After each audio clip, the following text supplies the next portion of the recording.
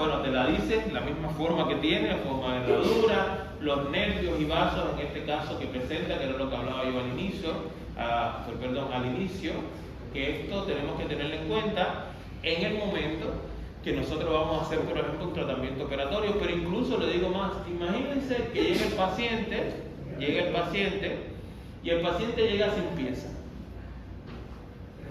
Será lo mismo rehabilitar a un paciente, y este es el mismo huesito, lo que el huesito, como ya perdimos las piezas, el huesito empieza a bajar, de aquí empieza a bajar. ¿Será lo mismo que el hueso está aquí que aquí?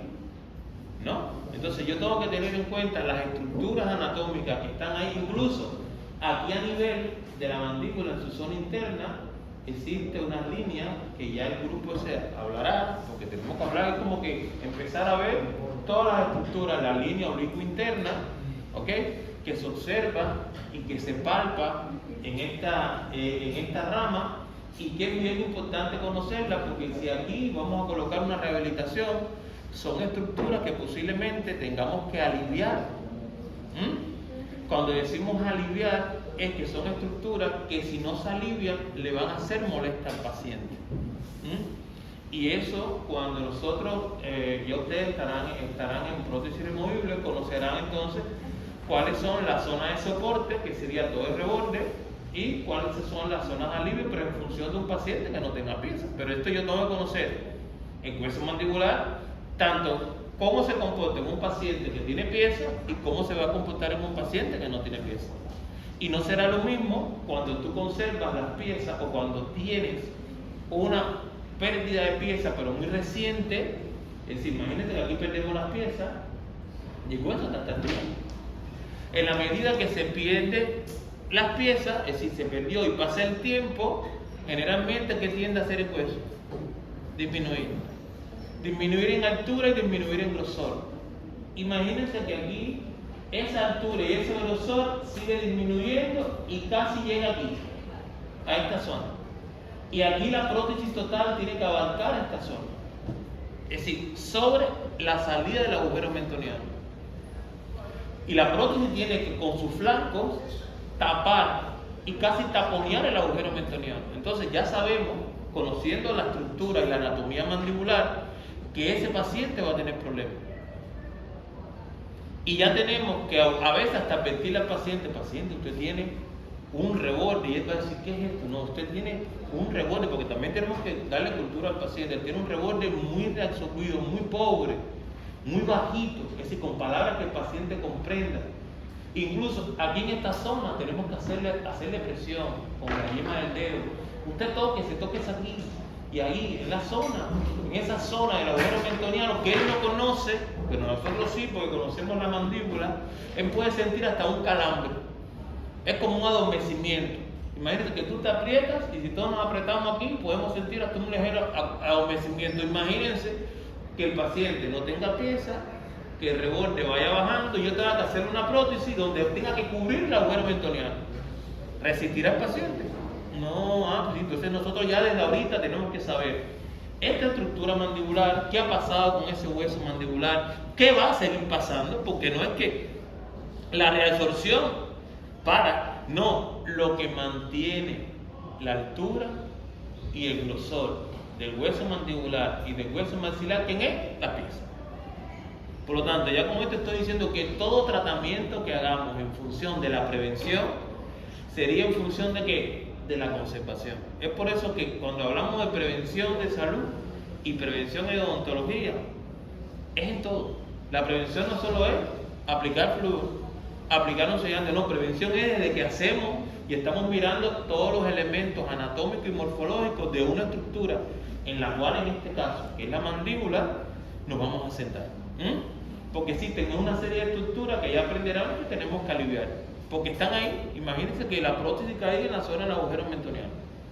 Entonces, va a hacerle presión, va a adormecerle todo al paciente, y ya más que moleste, el paciente se va a sentir hasta calambrado. Pero ya yo sé, cuando yo tengo un paciente así, con ese tipo de reborde, con esa forma mandibular, ya yo digo, hay que aliviar. Y ya ustedes aprenderán qué es el alivio. Pero entonces, ¿cómo yo lo sé? Porque yo conozco, ¿no? Conozco de la anatomía mandibular. conozco la anatomía y las estructuras, como vemos aquí, que componen la anatomía mandibular. ¿Ok? Entonces, con esta visión que le estoy dando de casos clínicos y por qué es importante conocer la anatomía, sí tenemos que conocer y en este caso abarcar, y cuando hagan el estudio más allá de una estructura aislada, la vean en conjunto a las funciones que va a tener la misma dentro del viscerocráneo.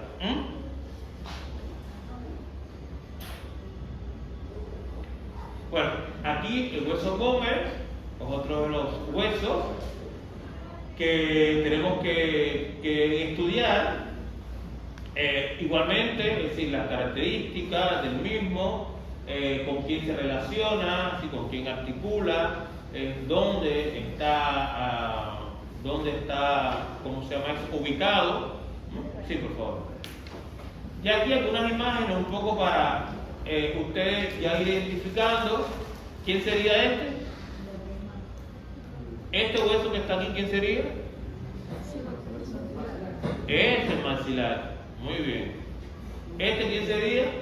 Bueno, aquí está. Cornete. Nasal. Ya estoy haciendo lesión. ¿Este quién sería? Lagrimal. Ahora sí, el lagrimal, Pero ya en la medida que veamos que el grupo presente, ya sabremos bien la ubicación.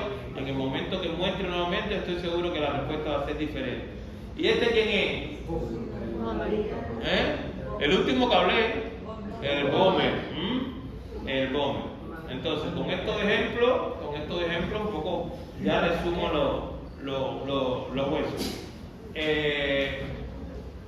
¿Alguna duda en cuanto a la actividad?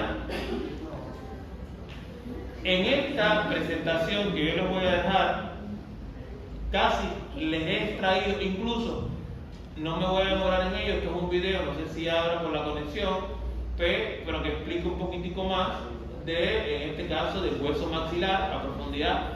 Los estudiantes que tengan que hablar mira, abrió, en su casa abrirá, los estudiantes que tengan que hablar del mismo hueso, de este hueso, pueden utilizar o esta u otra en su explicación posterior a la presentación. Y si quisiera que cada uno de los grupos, porque como se fijan, somos varios integrantes en los grupos, ¿no?